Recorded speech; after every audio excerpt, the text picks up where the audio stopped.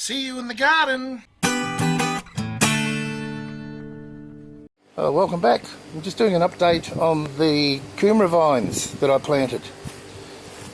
Exactly 1 month later.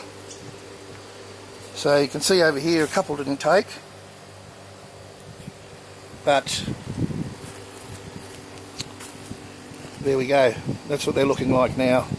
Looking pretty bad originally. But they're starting to run now. And if they start to put roots down, they'll grow everywhere. So I'll just train these runners, and the next you'll see of these, I guess, is around March, April, when I harvest these. So we'll see how we go. I know back in the old days when we used to grow a couple of acres of these for a family of 13, which we were,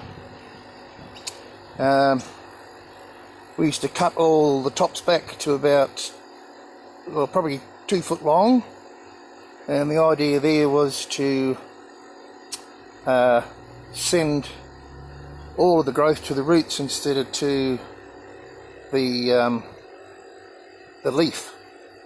And of course, as you know, these leaves are edible as well.